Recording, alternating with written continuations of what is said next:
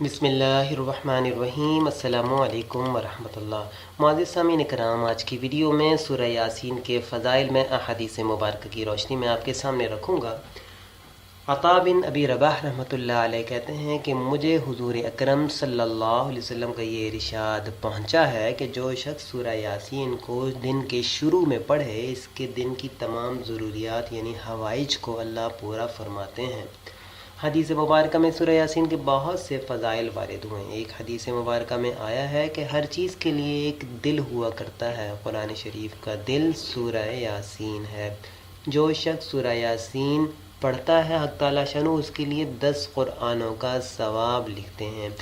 ایک روایت میں آتا ہے کہ حق تعالیٰ شانہ نے سورہ طٰہٰ اور سورہ یاسین کو آسمان اور زمین کے پیدا کرنے سے 1000 برس پہلے پڑھا۔ جب فرشتوں نے سنا تو کہنے لگے کہ خوشحالی ہے اس امت کے لیے جس پر یہ قرآن اتارا جائے گا، اور خوشحالی ہے ان دلوں کے لیے جو اس کو اٹھائیں گے یعنی یاد کریں گے، اور خوشحالی ہے ان زبانوں کے لیے جو اس کی تلاوت کریں گی۔ ایک حدیث مبارکہ میں آیا ہے کہ جو شخص سورہ یاسین کو صرف اللہ کی رضا کے واسطے پڑھے، اس کے پہلے سب گناہ معاف ہو جاتے ہیں۔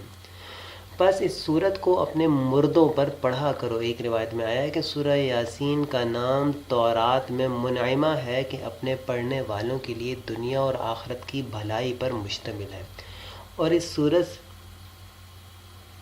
اس سے دنیا اور آخرت کی مصیبت کو دور کرتی ہے اور آخرت کی ہول کو دور کرتی ہے، یعنی آخرت کی پریشانیوں کو دور کرتی ہے۔ اس سورت کا نام رافعہ خافضہ بھی ہے، یعنی مومنوں کے رتبے بلند کرنے والی اور کافروں کو پست۔ ایک حدیث مبارکہ میں اللہ کے رسول صلی اللہ علیہ وسلم نے ارشاد فرمایا کہ میرا دل چاہتا ہے کہ سورہ یاسین میرے ہر امتی کے دل میں ہو۔ ایک حدیث میں اللہ کے رسول نے فرمایا جس نے سورہ یاسین کو ہر رات میں پڑھا پھر مر گیا تو وہ شہید مرا۔ ایک جگہ اللہ کے رسول نے فرمایا جو شخص سورہ یاسین کو پڑھتا ہے اس کی مغفرت کی جاتی ہے، اور جو بھوک کی حالت میں پڑھتا ہے وہ سیر یعنی اس کا پیٹ بھر جاتا ہے، اور جو راستہ گم ہو جانے کی وجہ سے پڑھتا ہے وہ راستہ پا لیتا ہے۔